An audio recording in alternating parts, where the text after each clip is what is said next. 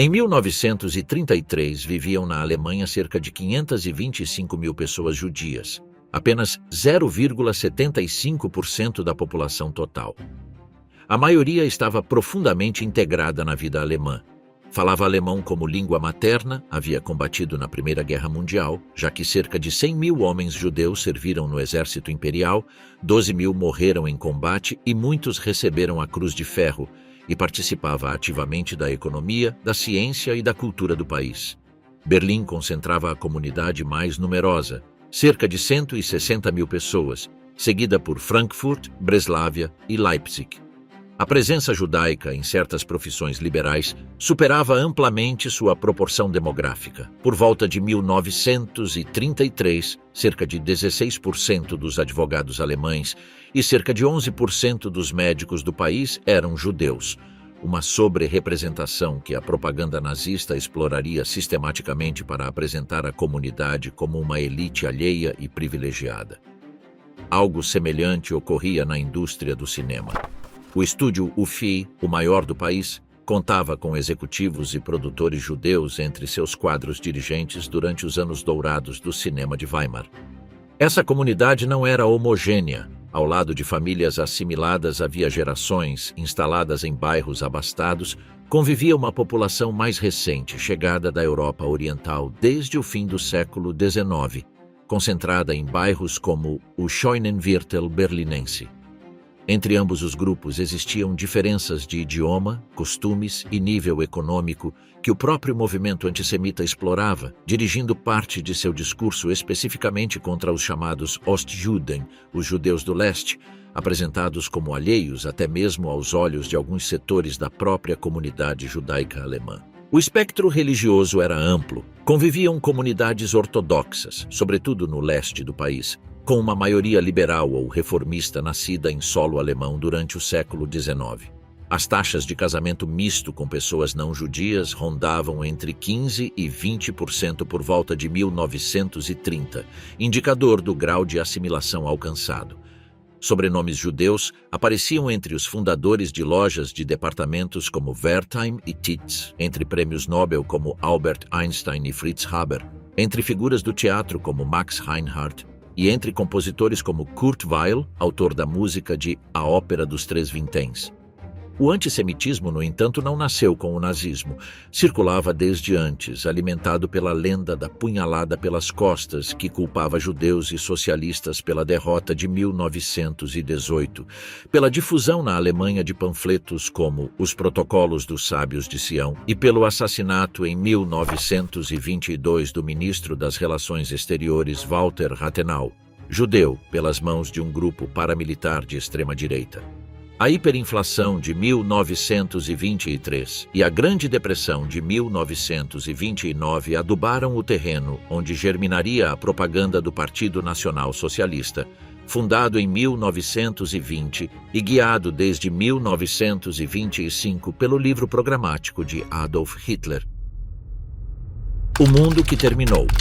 Em 30 de janeiro de 1933, o presidente Paul von Hindenburg nomeou Hitler chanceler da Alemanha. O partido nazista havia sido a força mais votada em novembro de 1932, com 196 cadeiras, mas sem maioria absoluta. A nomeação chegou após manobras de setores conservadores que acreditavam poder controlá-lo a partir de um governo de coalizão. Em 21 de março, em uma cerimônia conhecida como o Dia de Potsdam, Hitler e Hindenburg apareceram juntos junto ao túmulo de Frederico o Grande, em uma encenação pensada para apresentar o novo governo como continuidade da tradição prussiana, antes que como uma ruptura radical. Entre boa parte da população judaica alemã se difundiu, nesses primeiros dias, uma leitura que o tempo desmentiria. A de um episódio político passageiro, comparável a outras crises que a frágil República de Weimar já havia atravessado. Em 27 de fevereiro, o edifício do Reichstag ardeu. As autoridades detiveram o jovem comunista holandês Marinus van der Lubbe, a quem foi atribuído o incêndio.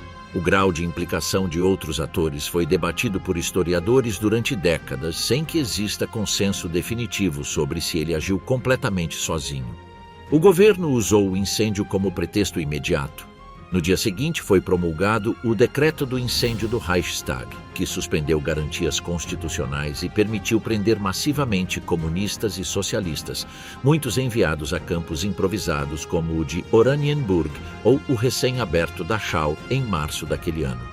Em 5 de março, em eleições realizadas sob esse clima de repressão, os nazistas obtiveram 43,9% dos votos, suficiente para formar maioria junto ao Partido Nacional do Povo Alemão. Em 23 de março, o Reichstag aprovou a lei de habilitação, que concedeu a Hitler poder para legislar sem passar pelo parlamento.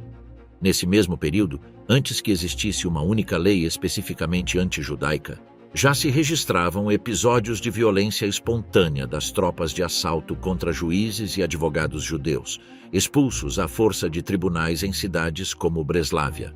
Enquanto se discutiam as primeiras leis, já funcionava na Alemanha uma infraestrutura de repressão improvisada.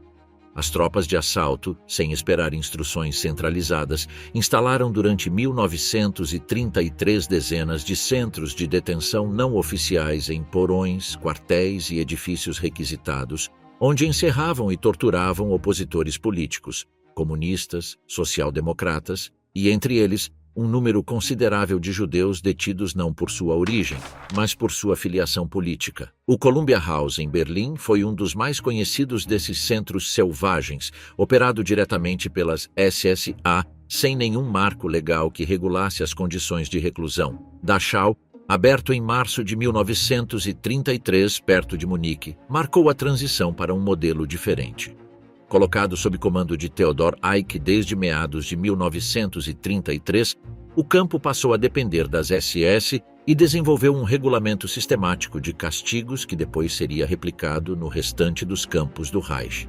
Por volta de 1934 e 1935, boa parte dos centros improvisados das SA foram fechados ou absorvidos por essa nova estrutura mais centralizada, lançando as bases administrativas que o regime usaria mais adiante, já em 1938, para encarcerar em massa homens judeus após a Noite dos Cristais Quebrados. Em 1º de abril de 1933, organizado por Julius Streicher, teve lugar um boicote nacional aos comércios judeus.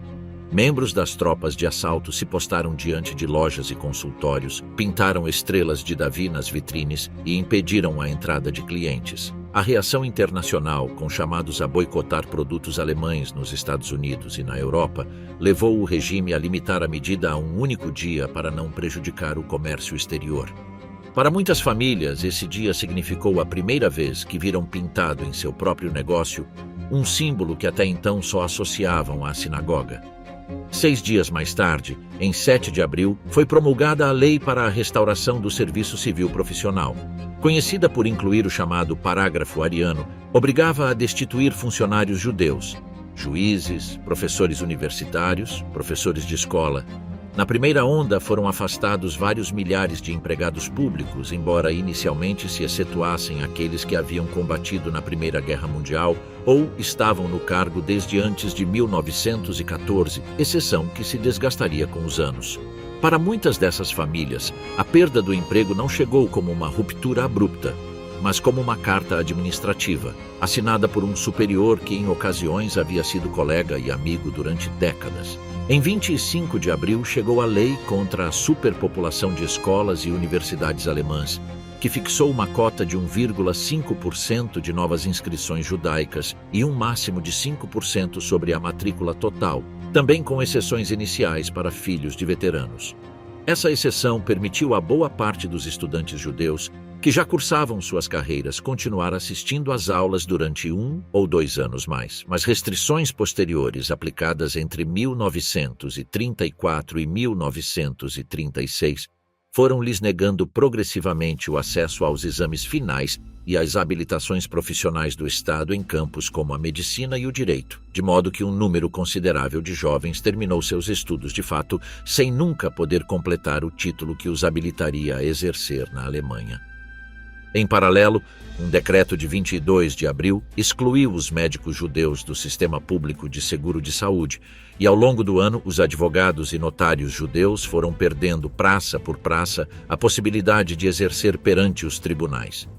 O mesmo parágrafo ariano se estendeu progressivamente entre 1933 e 1935 a farmacêuticos, dentistas, veterinários e agentes de patentes, de modo que quase nenhuma profissão regulada pelo Estado ficou finalmente fora de seu alcance. Em outubro, a lei de imprensa do Reich exigiu ascendência ariana para exercer como editor, e em setembro foi criada a Câmara de Cultura do Reich, sob controle de Joseph Goebbels, cuja filiação obrigatória para atuar, tocar um instrumento ou expor obra artística ficou vedada aos judeus. Essas leis disparariam mais adiante uma indústria paralela de genealogistas dedicados a rastrear certidões de batismo e registros paroquiais. Qualquer alemão, judeu ou não, devia poder demonstrar mediante um passaporte de ascendência a pureza racial de seus 4 avós para conservar um emprego público ou ingressar em certas instituições. O boicote de 1º de abril teve uma réplica inversa fora da Alemanha. Já desde março de 1933, organizações judaicas nos Estados Unidos, encabeçadas por figuras como o advogado Samuel Untermaier, começaram a impulsionar campanhas para boicotar produtos alemães como forma de pressão econômica sobre o novo regime. Comitês similares surgiram na Grã-Bretanha e na Polônia, e durante 1933, as exportações alemãs para vários desses mercados registraram quedas perceptíveis, embora os historiadores discordem sobre quanto dessa queda se deveu especificamente ao boicote e quanto à crise econômica internacional ainda vigente. O movimento de boicote se chocou quase de imediato com o Acordo de Havara, assinado meses depois, que dependia precisamente das exportações alemãs para a Palestina para funcionar. Essa contradição dividiu o próprio movimento sionista entre aqueles que defendiam qualquer mecanismo que facilitasse a saída de pessoas do território do Reich e aqueles que consideravam que sustentar o comércio alemão, ainda que fosse para salvar vidas, traía o espírito do protesto internacional. O debate se manteve vivo durante o restante da década, sem que nenhuma das duas posturas conseguisse se impor por completo sobre a outra. Em 1936, nasceu em Genebra o Congresso Judaico Mundial, pensado como um organismo capaz de coordenar em escala global a resposta das distintas comunidades judaicas diante da perseguição nazista, embora sua capacidade real de incidência sobre os governos continuasse limitada durante todo o período. As chamas de maio. Em 10 de maio de 1933, a União dos Estudantes Alemães organizou fogueiras simultâneas em 34 cidades universitárias. Na Opernplatz de Berlim foram queimados cerca de 25.000 livros sob o lema de uma ação contra o espírito não alemão. Arderam obras de Albert Einstein, Sigmund Freud, Karl Marx e Heinrich Heine, junto às de autores não-judeus considerados subversivos como Erich Kästner, Erich Maria Remarque e Bertolt Brecht. Dos Estados Unidos, Helen Keller tornou público seu protesto pela queima de livros sobre temas que ela mesma havia escrito. Einstein, que se encontrava em viagem no exterior quando Hitler assumiu o cargo, decidiu não retornar à Alemanha, renunciou ao seu posto na Academia Prussiana de Ciências e renunciou também à sua cidadania alemã em março desse mesmo ano. O físico James Franck, prêmio Nobel, renunciou em protesto à sua cátedra em Gotinga antes mesmo de ser formalmente destituído. O caso de Fritz Haber foi especialmente amargo. Convertido ao cristianismo décadas antes e responsável por avanços científicos que o próprio exército alemão havia usado durante a Primeira Guerra Mundial, apresentou sua renúncia como diretor do instituto que levava seu nome ao se ver obrigado a demitir colegas judeus por ordem estatal e morreu no exílio na Suíça no ano seguinte. A recusa em reconhecer qualquer contribuição judaica alcançou inclusive obras já integradas ao cancioneiro popular alemão. Die Lorelei, a célebre canção sobre a ninfa do Reno com versos do poeta Heinrich Heine, continuou incluída nos livros escolares de música, mas a partir de meados da década, suas edições oficiais atribuíam a letra a um autor desconhecido, apagando deliberadamente o nome de Heine de uma peça que gerações de alemães haviam cantado durante décadas. A queima de livros coincidiu, além disso, com a primeira medida explicitamente dirigida contra uma prática religiosa judaica. Em abril, havia sido proibido por lei o abate ritual kosher, apresentado oficialmente como medida de bem-estar animal, que na prática restringiu de imediato o acesso à carne kosher em todo o país. O desmantelamento não se limitou a repartições públicas e universidades. O Banco Mendelssohn, fundado por descendentes do filósofo Moses Mendelssohn, sofreu pressão crescente para reduzir a participação de seus sócios judeus. A editora Ullstein, uma das maiores da Alemanha, proprietária de jornais e revistas de grande circulação, foi vendida sob pressão em 1934 a um grupo vinculado ao próprio partido nazista. A editora S. Fischer, que havia publicado Thomas Mann e boa parte da literatura alemã moderna, também enfrentou a perseguição de seu fundador judeu. Em Hamburgo, a banca M.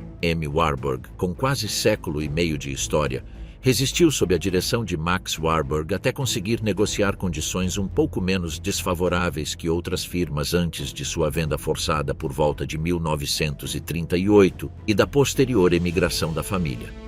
No âmbito musical, a Orquestra Filarmônica de Berlim expulsou vários de seus músicos judeus durante 1933 e 1934. O maestro Bruno Walter foi impedido de dirigir concertos em Leipzig e Berlim já em março de 1933, antes mesmo que existisse uma lei que o proibisse formalmente, simplesmente porque as autoridades locais ameaçaram causar distúrbios se ele se apresentasse. O maestro Otto Klemperer, à frente da Ópera Kroll de Berlim, emigrou nesse mesmo ano. A Universidade Alemã, em conjunto, perdeu por volta de 1935 cerca de um quarto de suas cátedras de física, despojada de boa parte da geração que havia feito da Alemanha um dos centros mundiais dessa disciplina. Entre os físicos que tiveram de partir estava Otto Stern, que continuaria sua carreira nos Estados Unidos e receberia o Prêmio Nobel em 1943. Muitos desses cientistas, incluindo o próprio Einstein, foram recebidos por instituições como o Instituto de Estudos Avançados de Princeton, que em poucos anos concentrou uma parte significativa desse talento expulso. Para esses profissionais, assim como para milhares de médicos, advogados e comerciantes, a perda não foi apenas econômica. Significou o fechamento de uma identidade construída durante toda uma vida em torno de uma profissão e de uma instituição. O cinema alemão perdeu boa parte de seu talento já em 1933. O ator Peter Lorre, nascido Laszlo Löwenstein na Hungria e rosto reconhecível do cinema de Weimar, partiu para Paris e depois para Hollywood nesse mesmo ano. O diretor Fritz Lang, de mãe judia, também abandonou o país em 1933. Em entrevistas concedidas décadas mais tarde, relatou ter sido convocado por Joseph Goebbels, que, segundo seu próprio relato, lhe teria oferecido continuar trabalhando apesar de sua ascendência, dado seu prestígio como autor de Metrópolis. Um encontro que Lang disse tê-lo convencido a ir embora nessa mesma noite, embora alguns historiadores tenham posto em dúvida que o episódio tenha ocorrido exatamente como ele o descreveu anos depois. O estúdio UFA, até então uma potência do cinema europeu, perdeu produtores, roteiristas e compositores durante os 2 anos seguintes, uma sangria que contribuiu para o declínio paulatino do prestígio internacional da indústria cinematográfica alemã durante o resto da década. Mas nem todos esperaram para ver como a situação evoluía. O comerciante Otto Frank, proprietário em Frankfurt de uma empresa familiar dedicada à produção de pectina e especiarias, decidiu já em 1933 transferir o negócio para Amsterdã, onde abriu uma filial e se instalou junto com sua esposa e suas 2 filhas pequenas. Sua decisão, tomada apenas meses depois da chegada de Hitler ao poder, refletia uma leitura do momento que poucos compartilhavam então. A de que a mudança política não seria passageira e que a prudência exigia agir de imediato, ainda que à custa de abandonar uma cidade e um negócio consolidados. A maioria, no entanto, optou por esperar. Aqueles que tinham mais de 50 anos, propriedades enraizadas ou negócios herdados de gerações anteriores, mostravam-se mais relutantes em partir do que os jovens, que percebiam com maior clareza a dimensão da mudança e pressionavam suas famílias para iniciar gestões de saída. A filósofa Hannah Arendt viveu na própria pele essa urgência. Detida brevemente pela Gestapo em 1933, enquanto reunia evidências de propaganda antissemita para a organização sionista alemã, Foi libertada dias depois e decidiu fugir imediatamente para Paris sem documentação legal, cruzando a fronteira de maneira clandestina com a ajuda de uma família conhecida. Os registros de emigração da época mostram, de fato, uma proporção notavelmente maior de pessoas jovens e solteiras entre aqueles que saíram do país durante os primeiros anos, em comparação com uma população de maior idade que tendia a permanecer até que as circunstâncias se tornassem insustentáveis. Essa brecha geracional explica em parte por que a imigração em massa levou anos para se produzir, apesar de os sinais de alarme terem estado presentes desde os primeiros meses do regime. No entanto, nem todos os caminhos da imigração foram de ida sem retorno. Uma porção minoritária, mas documentada, daqueles que abandonaram a Alemanha entre 1933 e 1934 voltou ao país nos 2 ou 3 anos seguintes, incapaz de reconstruir uma vida estável no exterior, seja por barreiras de idioma, pela falta de reconhecimento de seus títulos profissionais no país de acolhida, ou pela simples nostalgia de um entorno conhecido. Alguns desses retornados chegaram inclusive a se convencer, à luz da relativa calma que precedeu as leis de Nuremberg, de que o pior já havia passado. Essa decisão se revelaria, na grande maioria dos casos documentados, profundamente equivocada. Aqueles que retornaram se encontraram, apenas 1 ou 2 anos depois, novamente presos dentro de um país cuja legislação antijudaica não parava de se endurecer, e tiveram de retomar do zero, em condições ainda piores, o mesmo processo de emigração que já haviam tentado uma vez. A nova convivência. A exclusão social avançou mais rápido que qualquer lei. Clubes esportivos como a Federação Alemã de Ginástica expulsaram seus sócios judeus durante 1933. O mesmo ocorreu em federações de xadrez e associações de antigos alunos. Vizinhos que até o ano anterior cumprimentavam na escada do edifício começaram a atravessar a rua para evitar o encontro. Alguns, em vez disso, mantiveram em privado o contato com seus amigos judeus, conscientes de que fazê-lo em público podia lhes custar seu próprio emprego ou sua reputação. Documentos da época registram ambos os comportamentos na mesma medida: delações de vizinhos perante as autoridades locais e, ao mesmo tempo, gestos de ajuda discreta, como deixar comprar pela porta dos fundos de um comércio ou avisar com antecedência sobre uma batida iminente. Em 21 de abril de 1933, dias depois do boicote, o jornalista Robert Welch publicou no semanário Jüdische Rundschau um artigo que se tornaria célebre, instando a comunidade a assumir com dignidade a identificação que o regime queria lhe impor como estigma. O texto circulou amplamente entre leitores judeus como resposta moral à humilhação recente, em um momento em que ainda não existia obrigação legal de portar nenhum distintivo visível. Diante da exclusão, a comunidade judaica organizou respostas próprias, embora não partisse do zero. Desde 1893 funcionava o Zentralverein Deutscher Staatsbürger Jüdischen Glaubens, a maior organização judaica da Alemanha de Weimar, que havia defendido durante décadas uma estratégia de integração cívica e defesa legal dentro do próprio marco institucional alemão. Uma postura que a nova realidade de 1933 tornou cada vez mais difícil de sustentar frente a correntes sionistas que apostavam abertamente na imigração. Em setembro de 1933, foi fundada a Reichsvertretung der Deutschen Juden, representação nacional liderada pelo rabino Leo Baeck, que coordenava assistência social, educação e trâmites de imigração. Nesse mesmo ano, o diretor musical Kurt Singer criou a Kulturbund Deutscher Juden, liga cultural que permitiu a músicos, atores e diretores judeus expulsos das instituições alemãs continuar trabalhando perante audiências exclusivamente judaicas. Chegou a reunir cerca de 70 mil membros em meados da década. Clubes esportivos judeus como o Maccabi e diversos movimentos juvenis sionistas viram crescer suas matrículas à medida que as portas das instituições alemãs se fechavam.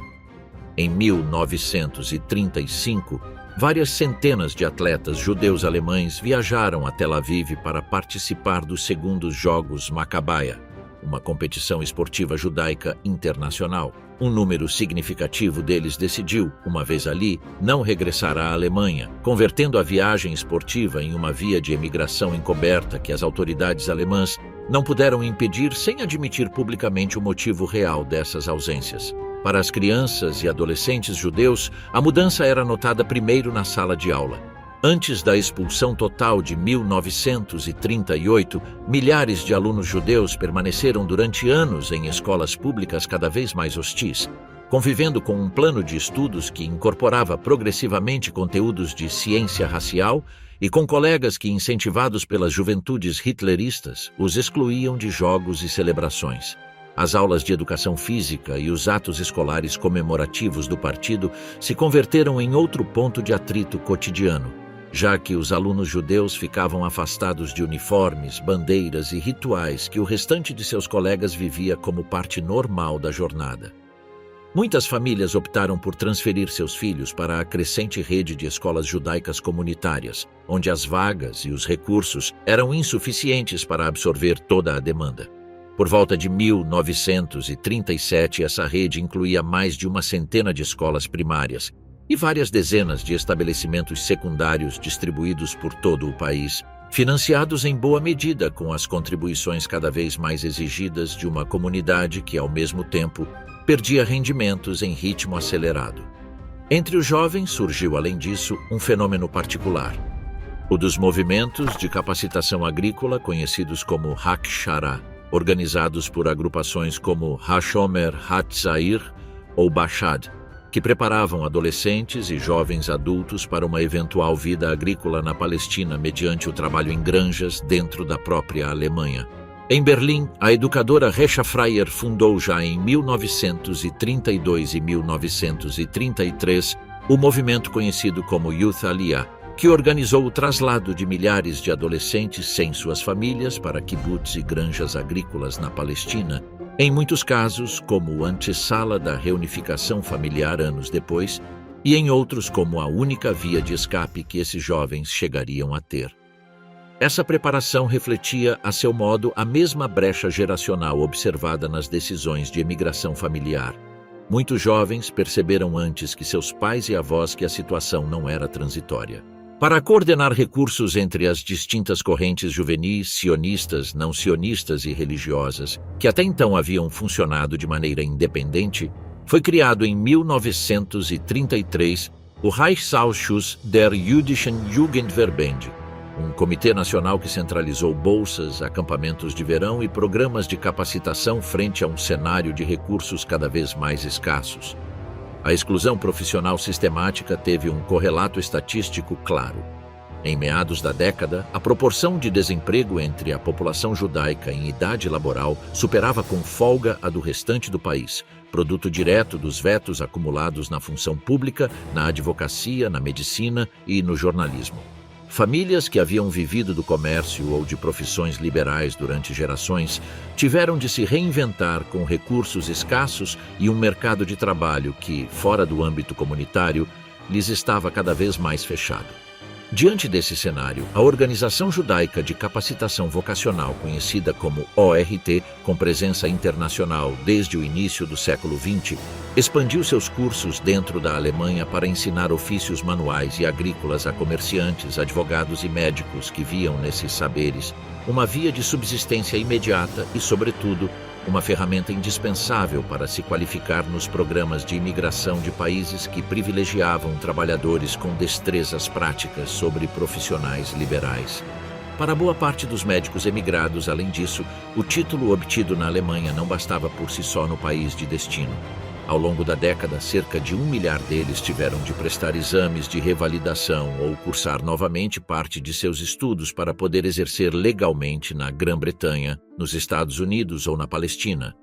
O Zentralausschuss der Deutschen Juden für Hilfe und Wiederaufbau, Comitê Central de Ajuda e Reconstrução surgido em 1933, canalizou fundos próprios e doações do exterior para empréstimos destinados à reconversão laboral e a custear passagens de emigração.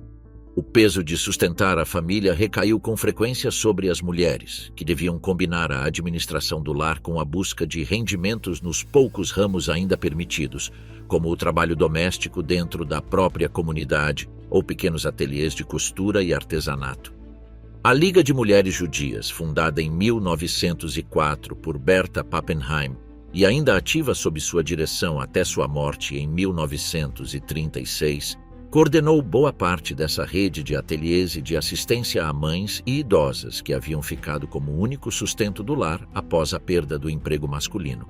Em 1938, já com o desemprego masculino judeu em níveis críticos, o regime instaurou, além disso, o serviço de trabalho obrigatório, conhecido como Pflichtarbeit, que forçou homens judeus sem ocupação a tarefas manuais designadas pelos escritórios de emprego do Estado, antecedente direto dos esquemas de trabalho forçado que se generalizariam durante a guerra. No entanto, a experiência não foi idêntica em todo o país. Por volta de 1933, a Alemanha contava com cerca de 1.600 comunidades judaicas registradas oficialmente, a maioria delas pequenas, com menos de 100 membros, dispersas em povoados e cidades de província. Nas zonas rurais, onde durante séculos haviam existido pequenas comunidades judaicas conhecidas como Landjuden, muitas vezes ligadas ao comércio de gado ou a ofícios artesanais, a perseguição se desenvolveu com ritmos distintos dos das grandes cidades. Em alguns povoados, vínculos de gerações com vizinhos não-judeus atrasaram localmente a aplicação de boicotes ou sinais de exclusão. Em outros, a pressão das autoridades locais do partido se adiantou inclusive às disposições nacionais, em parte porque era mais simples identificar e pressionar uma família judaica quando era a única ou uma das poucas em todo o povoado.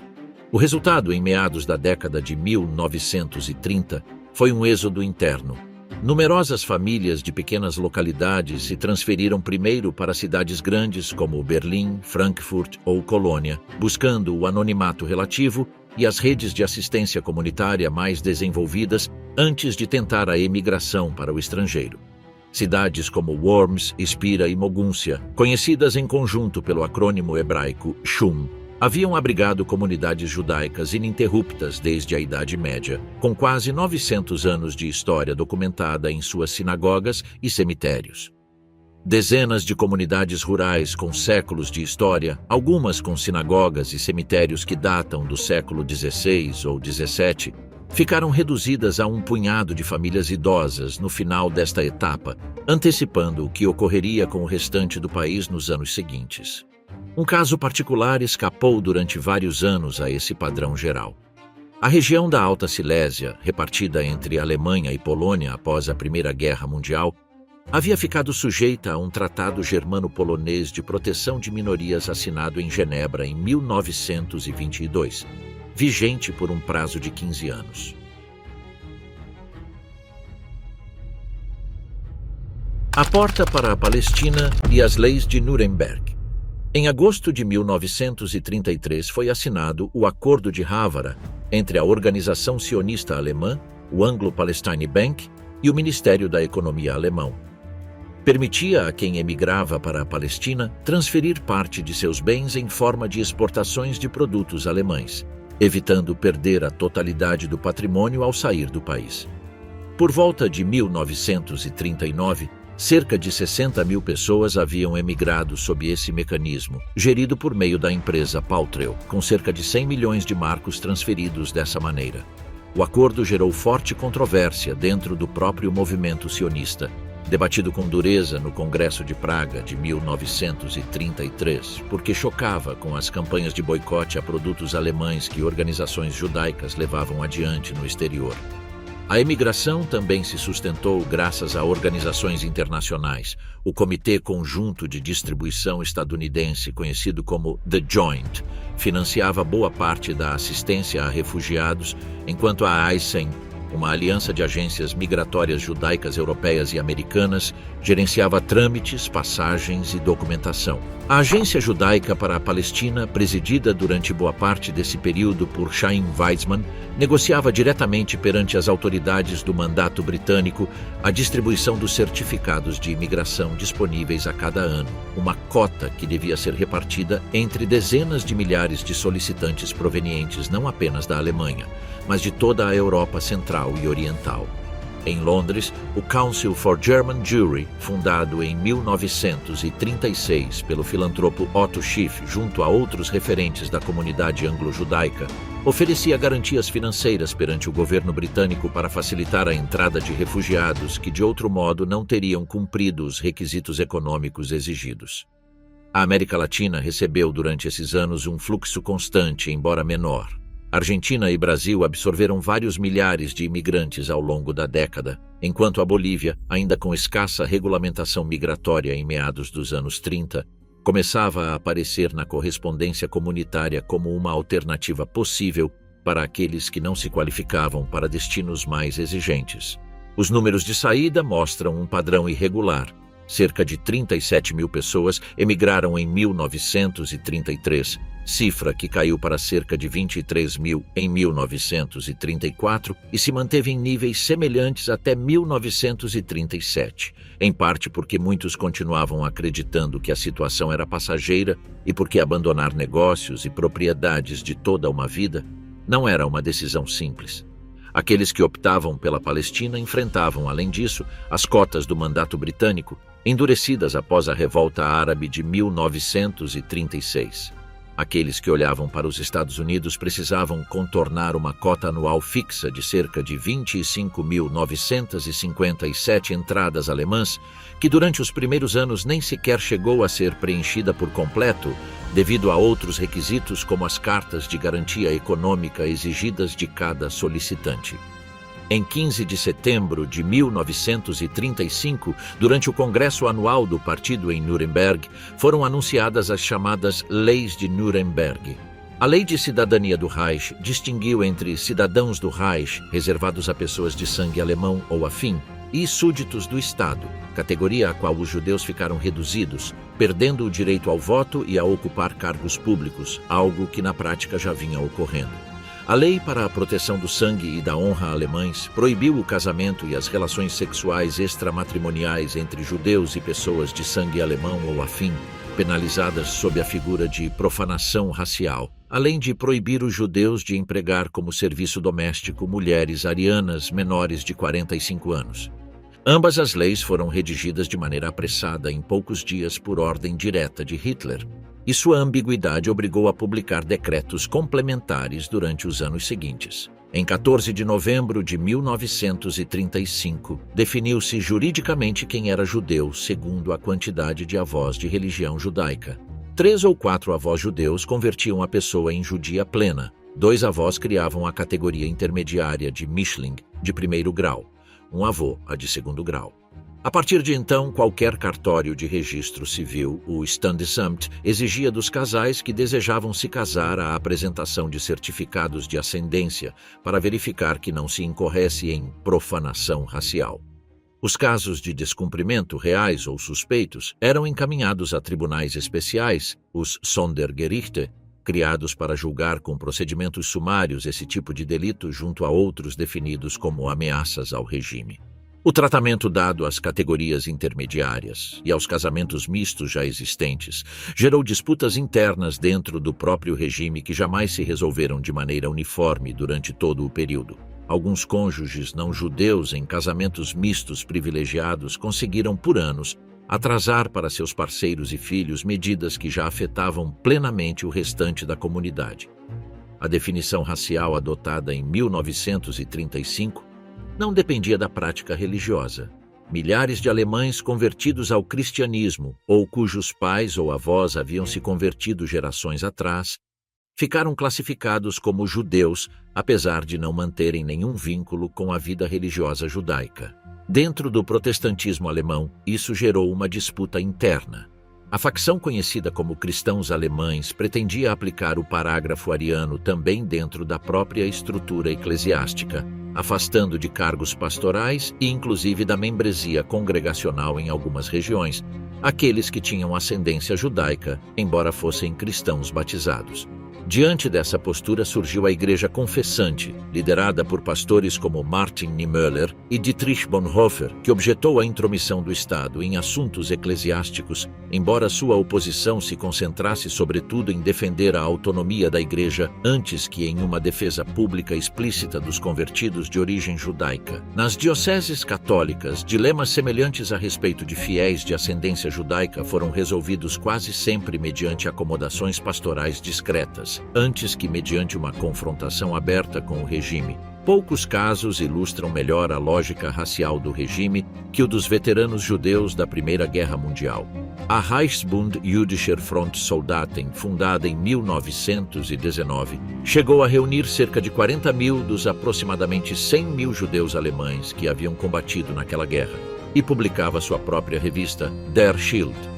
Durante 1933, a organização insistiu perante as autoridades que o serviço militar e as condecorações recebidas, entre elas numerosas cruzes de ferro de primeira classe, deviam isentar seus membros das novas restrições, uma postura que conseguiu certo eco inicial na exceção para ex-combatentes incluída na lei de 7 de abril desse ano.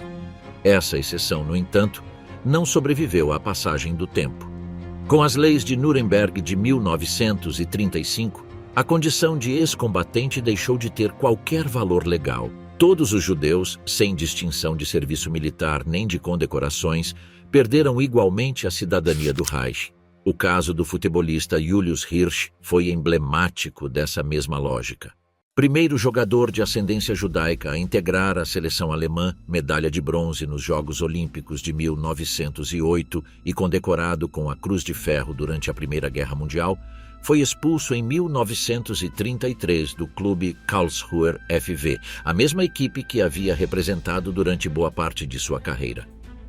A própria Reichsbund Jüdischer Frontsoldaten foi forçada a se dissolver pouco depois, enquanto boa parte de sua direção optava pela emigração ou enfrentava, anos mais tarde, a mesma perseguição que durante mais de uma década havia tentado manter à distância invocando seu próprio sacrifício pela Alemanha.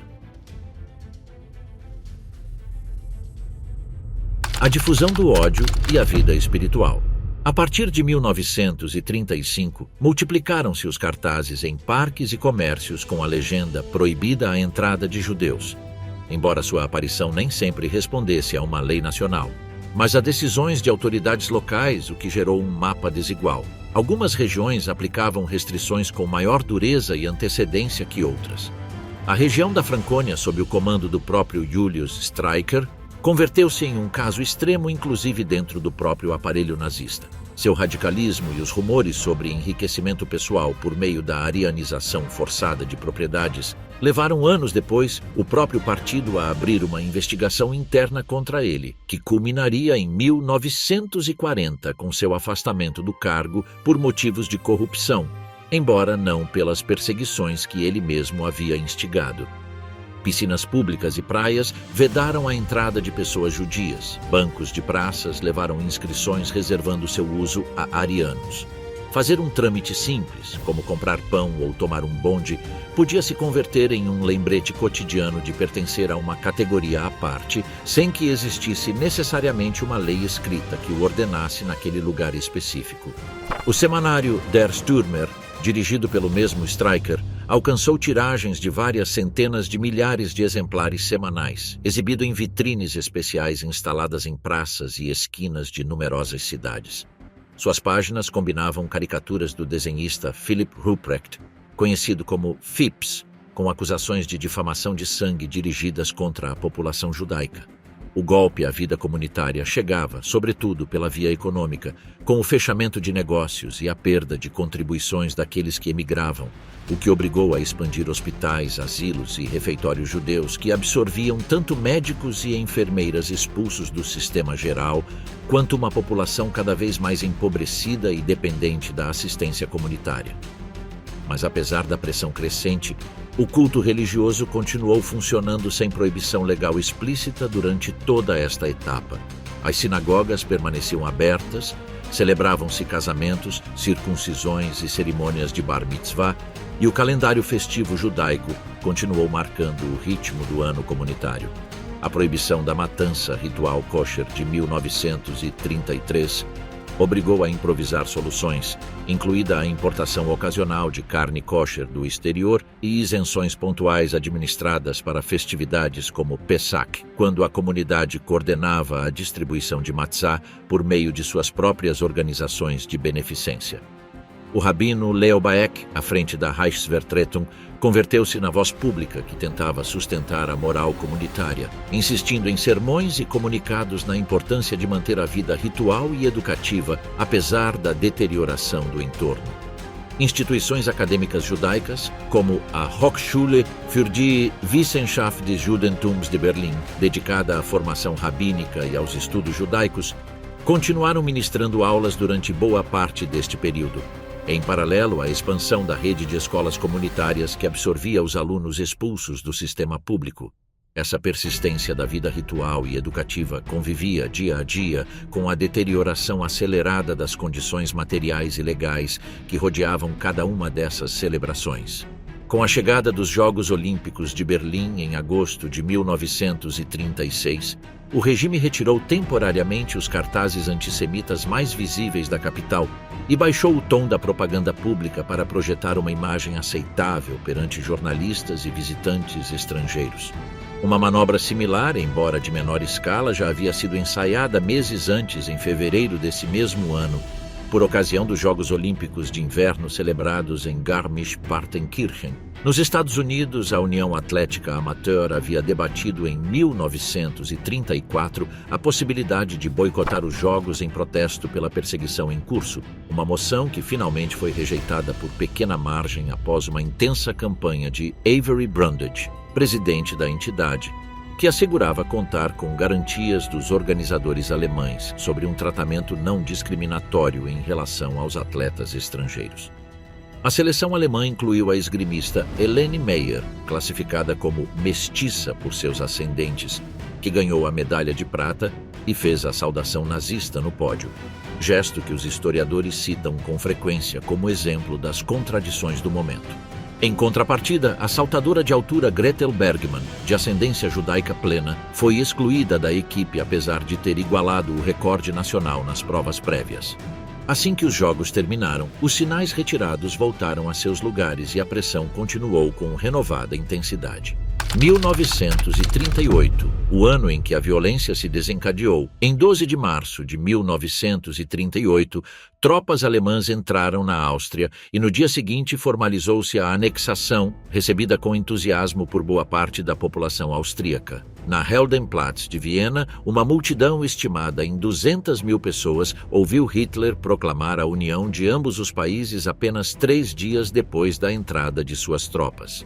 A perseguição contra os judeus vienenses, que somavam cerca de 185.000 pessoas, a comunidade judaica de língua alemã mais numerosa fora de Berlim, explodiu de imediato com uma violência que superou o ritmo gradual que a Alemanha havia seguido entre 1933 e 1937.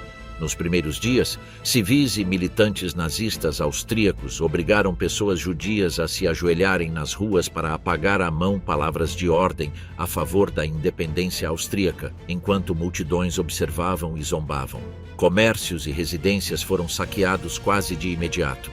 O jovem oficial das SS, Adolf Eichmann, organizou em Viena o escritório central para a emigração judaica, um modelo de expulsão rápida baseado na extorsão burocrática que despojava as pessoas de seus bens antes de autorizar sua saída, mecanismo que depois seria replicado no restante do território alemão. Nas semanas seguintes à anexação, registrou-se um aumento acentuado dos suicídios entre a população judaica vienense, com cifras que diferentes fontes situam em várias centenas de casos apenas nessas primeiras semanas, atribuído por historiadores tanto à velocidade quanto à crueza incomum da perseguição nessa cidade. Entre aqueles que conseguiram escapar de Viena nessas condições esteve Sigmund Freud, então com 82 anos. Pouco depois da anexação, a Gestapo invadiu seu apartamento e manteve detida durante um dia inteiro sua filha Ana para interrogá-la, episódio que acelerou a decisão familiar de buscar a saída do país o mais rápido possível. Seus colegas internacionais, entre eles Ernest Jones e a princesa Marie Bonaparte, intervieram para reunir o dinheiro exigido pelas autoridades como condição de saída, uma soma equivalente a um resgate disfarçado de imposto de fuga. Freud finalmente obteve a permissão e instalou-se em Londres meses depois, enquanto parte de sua família teve de permanecer em Viena. O acordo assinado em Munique em 30 de setembro de 1938 entre Alemanha, Grã-Bretanha, França e Itália autorizou a anexação alemã dos Sudetos, a região de maioria germanófona da Tchecoslováquia. Assim que a ocupação territorial foi concluída, o padrão já ensaiado na Áustria meses antes repetiu-se de imediato. As propriedades judaicas da região foram saqueadas, as sinagogas locais atacadas e os aproximadamente 20 a 25 mil judeus que viviam nos Sudetos ficaram submetidos sem transição alguma à legislação racial vigente no restante do Reich.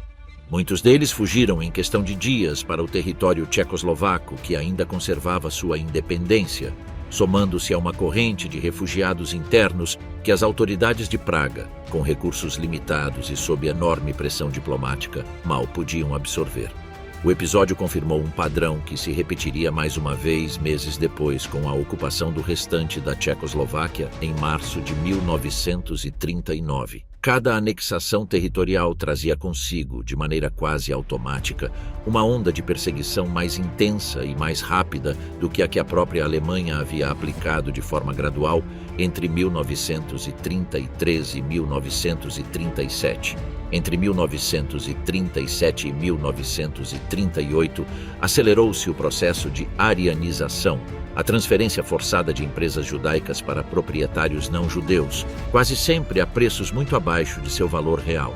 O mecanismo costumava operar por meio de Treuhänder, administradores designados pelo Estado para gerir a venda de cada negócio, fixando avaliações que raramente refletiam o preço real de mercado. A própria cadeia de lojas de departamentos Wertheim, fundada pela família mencionada no começo desta história como exemplo da prosperidade e integração judaica na Alemanha do entreguerras, não escapou a esse destino e foi arianizada por volta do final da década. Das aproximadamente 100 mil empresas em mãos judaicas que existiam em 1933, a grande maioria havia sido liquidada ou transferida até fins de 1938. Historiadores econômicos estimaram que o valor total dos ativos transferidos de mãos judaicas para mãos não judaicas ao longo de toda a década, somando empresas, imóveis e bens pessoais, alcançou vários bilhões de marcos, uma cifra que continua sendo objeto de revisão e disputa em investigações sobre restituição patrimonial até os dias de hoje. Um decreto de abril desse ano obrigou a declarar todo o patrimônio judaico superior a 5 mil marcos, passo prévio indispensável para sua posterior confiscação ou venda forçada. As restrições profissionais endureceram em paralelo. Em julho de 1938, retirou-se dos médicos judeus o direito de atender pacientes não judeus. Em setembro, aqueles que continuavam em exercício só podiam tratar pacientes judeus sob o título degradado de cuidador de enfermos, perdendo a denominação de médico. Dos aproximadamente 9 mil médicos judeus que exerciam em 1933, apenas cerca de 3 mil continuavam nessa situação restringida por volta de 1938. O restante havia emigrado ou teve a licença revogada. O Hospital Judaico de Berlim, fundado no século XIX, absorveu boa parte desse pessoal médico deslocado e tornou-se uma das poucas instituições judaicas que continuou ampliando sua capacidade de atendimento durante esses anos, em vez de reduzi-la. Os advogados judeus perderam por completo a habilitação para exercer por volta do fim desse ano, autorizados no máximo a atuar como consultores de clientes exclusivamente judeus. Em outubro de 1938, a pedido do governo suíço, os passaportes dos judeus alemães começaram a ser carimbados com Joah em vermelho para identificá-los nos controles fronteiriços. Em 17 de agosto desse ano, um decreto obrigou aqueles que não tivessem um prenome reconhecivelmente judeu a acrescentar o nome intermediário Israel, no caso dos homens, ou Sara, no caso das mulheres, medida que entraria em vigor em 1º de janeiro de 1939. Àquela altura, apresentar-se perante qualquer repartição pública, desde o correio até uma delegacia, exigia exibir documentos que anunciavam de antemão a pertença étnica de quem os portava. A destruição de uma cultura comerciantes de arte, donos de galerias e colecionadores privados judeus, enfrentaram uma pressão crescente para liquidar coleções reunidas durante gerações, quase sempre por meio de casas de leilão aprovadas pelo Estado e a preços muito abaixo de seu valor real. A Câmara de Artes Plásticas do Reich excluiu os comerciantes de arte judeus da obtenção de licenças de funcionamento já por volta de meados da década, obrigando muitos a vender seus inventários por meio de intermediários não judeus que ficavam com uma porção considerável de cada operação. Esta primeira onda de vendas forçadas, descrita depois por historiadores como um antecedente do espólio muito maior que as unidades especializadas do regime levariam adiante nos territórios ocupados a partir de 1940, deslocou já antes da guerra milhares de obras de mãos judaicas e a destruição ou desaparecimento deliberado de muitos registros de venda originais continua complicando hoje os esforços de restituição aos descendentes de seus antigos proprietários. Em junho desse ano, por ordem pessoal de Hitler, foi demolida a grande sinagoga principal de Munique, um dos templos mais importantes do sul da Alemanha, sob o pretexto de necessidades urbanísticas vinculadas a um projeto viário. Em agosto, a sinagoga de Nuremberg sofreu a mesma sorte, demolida também por decisão das autoridades locais antes do pogromo que se desencadearia meses depois. Algo equivalente ocorreu nesse mesmo ano com o templo principal de Dortmund. Esses episódios, menos conhecidos que os de novembro, mostram que a destruição sistemática de templos já estava em andamento antes do assassinato que oficialmente seria invocado como justificação. Em outubro de 1938, a Polônia revogou a cidadania dos judeus poloneses residentes no estrangeiro, o que levou a Alemanha a expulsar de maneira abrupta cerca de 17 mil pessoas, de um total de entre 50 e 70 mil judeus de origem polonesa que então residiam em território alemão para a localidade fronteiriça de Sbonsin, onde ficaram encalhadas durante meses em condições precárias, alojadas em estábulos, depósitos e tendas improvisadas, enquanto organizações de ajuda polonesas e o Comitê Conjunto de Distribuição estadunidense tentavam lhes fornecer alimento e atenção médica básica.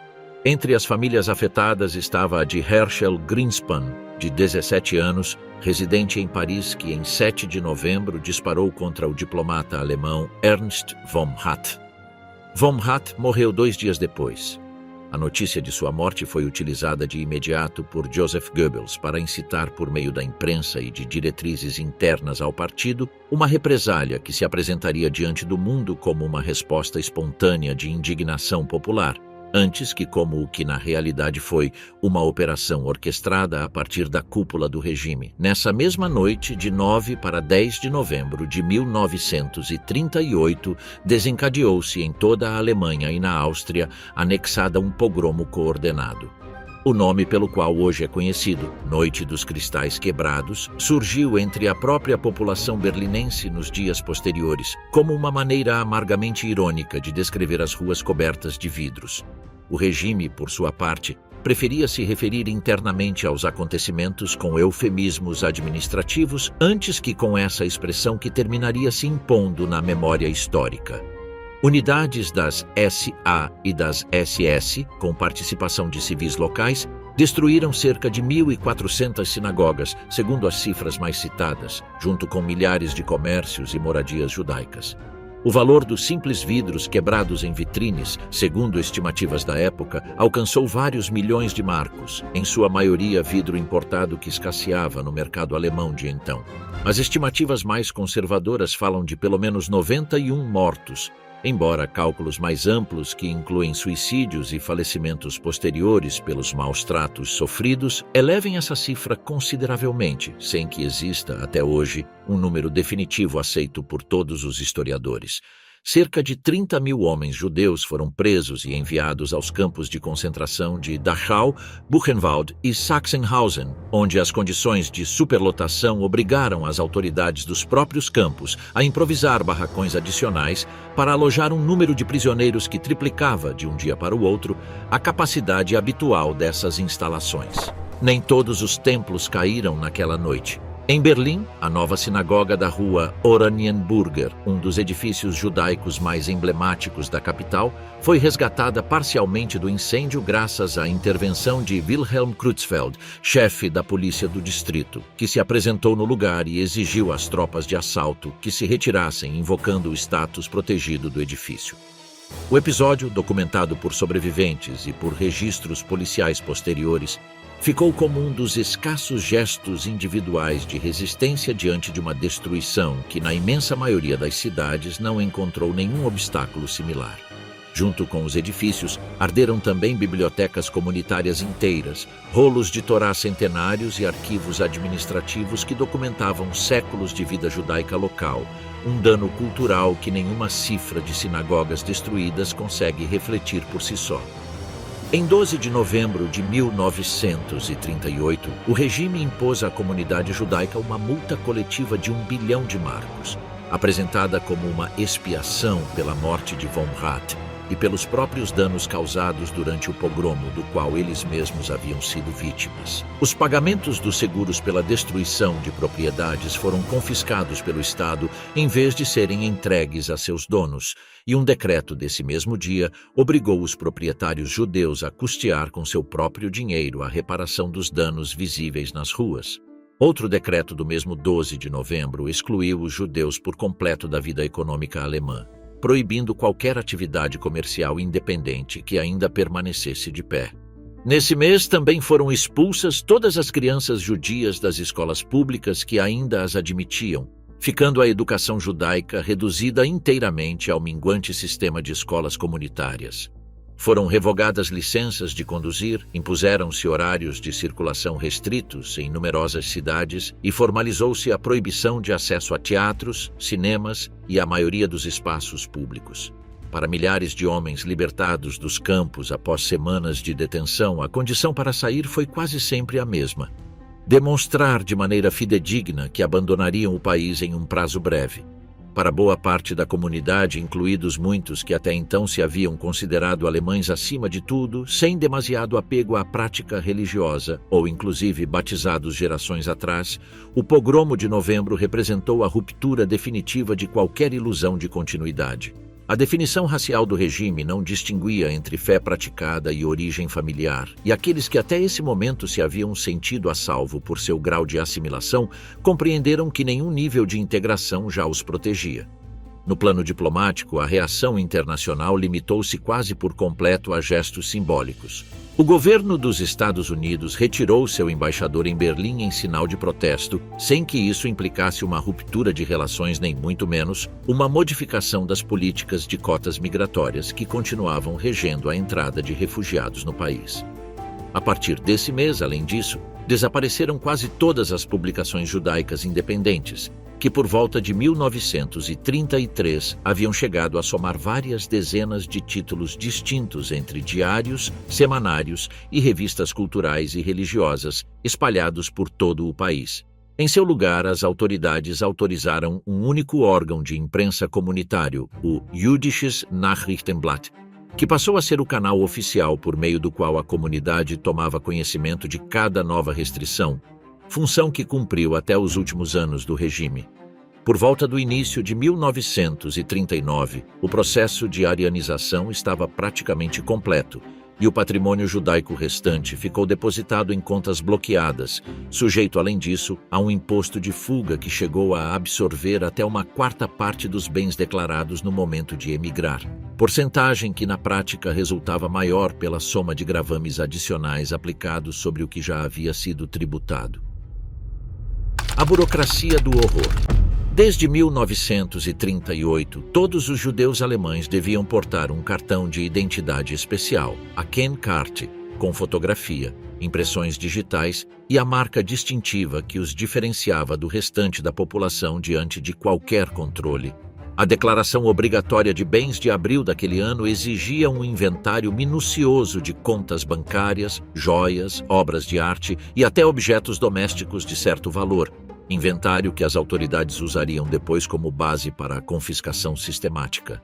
Em fevereiro de 1939, um decreto específico obrigou, além disso, a entregar, em troca de um pagamento muito abaixo de seu valor real, todo objeto de ouro, prata e pedras preciosas em posse da população judaica, perante escritórios de compra designados pelo próprio Estado. Nesse mesmo ano, o Ministério do Interior publicou também uma lista oficial de prenomes considerados tipicamente judeus, a qual deveriam se ajustar dali em diante os nascimentos registrados dentro da comunidade, fechando o círculo iniciado meses antes com a imposição dos nomes Israel e Sara. Em abril de 1939 foi promulgada uma lei de arrendamentos que autorizou os proprietários a rescindir contratos de aluguel com inquilinos judeus, e permitiu aos municípios concentrar as famílias afetadas em edifícios designados, conhecidos como casas judaicas, antecedente direto da futura guetização. Mal declarada a guerra, em setembro de 1939, somaram-se um toque de recolher noturno mais estrito para a população judaica e a obrigação de entregar os aparelhos de rádio, que cortou de um dia para o outro o acesso a notícias independentes do exterior. O efeito demográfico de toda essa pressão acumulada foi contundente. A população judaica de Berlim, que rondava a 160 mil pessoas em 1933, havia caído para cerca de 75 mil por volta de 1939, produto tanto da imigração quanto, em menor medida, de deslocamentos internos para outras cidades antes de partir definitivamente do país. Essa imigração, no entanto, não foi igual entre todas as camadas da comunidade. Aqueles que contavam com capital disponível, vínculos familiares no exterior ou profissões facilmente transferíveis partiram antes e com maior frequência, enquanto as famílias mais pobres, os idosos sem parentes fora da Alemanha e aqueles que dependiam de pensões que não podiam ser transferidas para o exterior ficaram sistematicamente para trás. Uma desigualdade que explicaria em boa medida a composição demográfica daqueles que ainda permaneciam no país por volta de 1939. Para qualquer família que decidisse emigrar, o próprio trâmite se convertia em uma empreitada de meses ou anos. Cada destino exigia um conjunto distinto de papéis, certificados de boa conduta policial, exames médicos que descartassem doenças contagiosas, cartas de garantia econômica assinadas por algum parente ou conhecido já instalado no país de destino e, no caso dos Estados Unidos, a inscrição em listas de espera que, conforme o consulado e o momento, podiam demorar vários anos para se tornarem efetivas devido ao limite fixo da cota anual. Cada documento devia, além disso, ser renovado se vencesse antes de completar o restante do expediente, o que obrigava as famílias a manter simultaneamente trâmites perante notários alemães, consulados estrangeiros e repartições da fazenda que deviam certificar o pagamento dos impostos de fuga antes de autorizar a saída de qualquer capital. O affidavit de manutenção exigido por consulados como o estadunidense obrigava o fiador, quase sempre um parente distante já instalado no país de destino, a demonstrar rendimentos suficientes para responder pelo solicitante caso ele caísse na indigência, um requisito que deixava de fora boa parte daqueles que careciam de contatos familiares com recursos sólidos no exterior. Após a noite dos cristais quebrados, milhares de homens detidos nos campos só podiam obter a libertação se um familiar conseguisse apresentar, em um prazo de poucas semanas, prova documentada de que a saída do país era iminente, o que converteu a obtenção de um visto, da noite para o dia, em uma questão de vida ou morte antes que em um simples trâmite administrativo. As repartições consulares de países como os Estados Unidos, Grã-Bretanha ou Brasil viram crescer nesses meses filas que rodeavam edifícios inteiros, com famílias que acampavam desde a madrugada com a esperança de conseguir uma vez.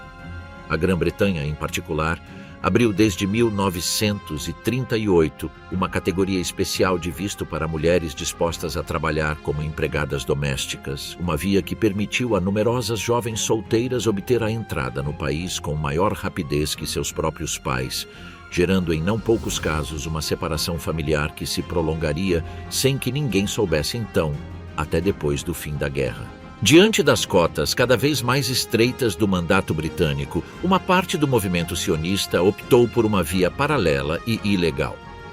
Desde 1938, a organização conhecida como Mossad el-Aliyah, distinta do posterior serviço de inteligência israelense que tomaria esse mesmo nome anos mais tarde, começou a fretar embarcações que partiam de portos do Mediterrâneo, principalmente na Itália, Grécia e nos Balcãs, para desembarcar seus passageiros à noite nas costas da Palestina sem passar pelos controles oficiais do mandato. Os barcos, frequentemente velhos cargueiros reformados às pressas, transportavam centenas de pessoas em condições de aglomeração severa durante travessias que podiam se estender por várias semanas. As autoridades britânicas interceptaram boa parte dessas expedições, desviando os passageiros capturados para campos de detenção em Chipre ou, em alguns casos, deportando-os de volta a portos europeus.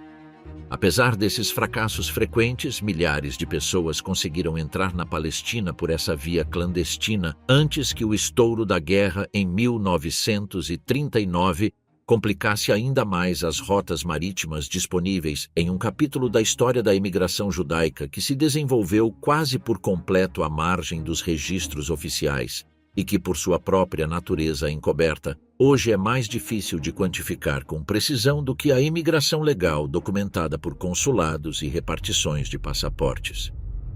A corrida contra as fronteiras fechadas, em julho de 1938, reuniu-se na cidade francesa de Evian uma conferência com representantes de 32 países para abordar a crise de refugiados. A maioria invocou cotas migratórias existentes ou dificuldades econômicas para evitar aumentar o número de admissões. O delegado australiano chegou a argumentar que seu país não enfrentava nenhum problema racial relevante e que não desejava criar mediante uma política de imigração mais permissiva. Apenas a República Dominicana ofereceu uma cota significativa. O fracasso de Evian foi interpretado pelo governo alemão como uma confirmação de que nenhum outro país desejava realmente receber a população judaica que dizia rejeitar. Uma pesquisa de opinião realizada nos Estados Unidos no início de 1939 mostrou um padrão semelhante ao da própria conferência. Uma ampla maioria dos entrevistados condenava o tratamento que o regime alemão dava à população judaica. Mas essa mesma maioria se opunha a flexibilizar as cotas migratórias do país para admitir um número maior de refugiados. Correspondentes estrangeiros radicados na Alemanha, como o estadunidense William Shirer, chegado a Berlim em 1934, documentaram boa parte desses acontecimentos para a imprensa internacional, embora seus relatos raramente se traduzissem em mudanças concretas de política migratória em seus países de origem. Na Argentina, o próprio Ministério das Relações Exteriores emitiu em julho de 1938 uma diretriz interna, conhecida depois como Circular 11, que instruiu os consulados do país a restringir de maneira reservada a concessão de vistos àqueles que tivessem abandonado seu país de origem por razões religiosas ou raciais, sem necessidade de declarar abertamente essa política como uma norma pública. A medida mantida vigente durante anos contribuiu para reduzir de maneira significativa o número de refugiados judeus que conseguiram ingressar legalmente no país durante o período mais crítico da perseguição europeia. A Bolívia, que até então mal figurava entre os destinos habituais, flexibilizou brevemente seus requisitos de entrada entre 1938 e 1939, o que levou vários milhares de refugiados a se instalarem em La Paz, apesar de contarem com escassa ou nula experiência agrícola, condição que, em teoria, seus vistos exigiam. A afluência repentina levou o governo boliviano a endurecer novamente os controles por volta de 1940, deixando numerosas famílias retidas em escalas intermediárias, principalmente em alguns portos da América do Sul. A partir de dezembro de 1938, organizações judaicas e quáqueres britânicas colocaram em marcha os chamados Kindertransport, evacuações de crianças judias sem acompanhantes para a Grã-Bretanha e, em menor medida, para os Países Baixos, Bélgica e Suécia. Dentro da própria Alemanha, o Comitê de Serviço dos Amigos Americanos A organização Quakri, com sede nos Estados Unidos, manteve desde 1938 uma pequena delegação permanente em Berlim dedicada a assessorar trâmites de imigração e a distribuir ajuda alimentar entre famílias judaicas que já haviam perdido quase todo o outro sustento. Uma das poucas presenças estrangeiras de assistência humanitária que o regime tolerou operar dentro de suas próprias fronteiras durante esses anos. O primeiro comboio chegou à Grã-Bretanha em 1º de dezembro de 1938. O programa continuou até a eclosão da guerra em setembro de 1939, com cerca de 9.354 crianças recebidas somente em território britânico, enquanto seus pais, em muitos casos, ficavam presos com a esperança de se reunir depois com elas. Em maio de 1939, o transatlântico St. Louis zarpou com 936 passageiros, em sua maioria refugiados judeus com vistos que acreditavam válidos. Cuba lhes negou o desembarque e depois os Estados Unidos e o Canadá também rejeitaram recebê-los, obrigando o navio a regressar à Europa. O capitão Gustav Schröder negociou até o limite para evitar a devolução total dos passageiros. Finalmente foram distribuídos entre Grã-Bretanha, França, Bélgica e Países Baixos. Aqueles que chegaram ao solo britânico sobreviveram em sua maioria à guerra. Uma parte considerável daqueles que ficaram nos países continentais caiu depois sob ocupação alemã. Nesse mesmo ano, no Congresso dos Estados Unidos, o projeto de lei Wagner-Rogers propôs admitir até 20.000 crianças refugiadas fora das cotas migratórias habituais. A iniciativa nunca chegou a ser votada no plenário após a rejeição de distintos setores legislativos. Outro exemplo de como as portas que se mantinham formalmente abertas no discurso oficial se fechavam na prática uma e outra vez. Enquanto isso, a concessão internacional de Xangai, alheia a esses controles de visto, começou a receber um número crescente de refugiados que fugiam sem documentação ocidental, uma corrente que se intensificaria ainda mais uma vez eclodida a guerra na Europa. Alguns episódios deste período conservam zonas sem esclarecer por completo. O motivo exato de Herschel Greenspan para disparar contra von Rath foi debatido durante décadas. Mencionou-se o desespero pela expulsão de sua família para as Bonzen, mas também circularam hipóteses, nunca provadas, sobre algum vínculo pessoal com a própria vítima. Detido na França e depois entregue à Alemanha após a ocupação de 1940, Greenspan permaneceu preso durante anos sem que se celebrasse um julgamento formal contra ele, e a data e as circunstâncias exatas de sua morte nunca ficaram documentadas de maneira oficial. Os próprios registros internos do regime sobre seu destino final são incompletos ou contraditórios. O incêndio do Reichstag de fevereiro de 1933 continua gerando discussão historiográfica. Embora a maioria dos especialistas considere que van der Lubbe agiu sozinho ou com escassa ajuda, o grau exato de conhecimento prévio ou de intervenção de outros setores nunca foi reconstruído com certeza absoluta. Algo semelhante ocorre com boa parte das cifras deste período. As contagens oficiais nazistas de mortos durante a Noite dos Cristais Quebrados foram deliberadamente subestimadas, e a destruição de arquivos municipais e policiais rumo ao final da guerra impede hoje reconstruir com precisão muitos destinos individuais, assim como medir com exatidão quantos vizinhos comuns participaram de maneira voluntária em saques e agressões diante daqueles que simplesmente observaram. Tampouco existe um registro completo de quantas pessoas não judias ajudaram de maneira silenciosa durante estes primeiros anos, antes que a guerra e a deportação em massa tornassem esse tipo de gestos muito mais visíveis para a posteridade.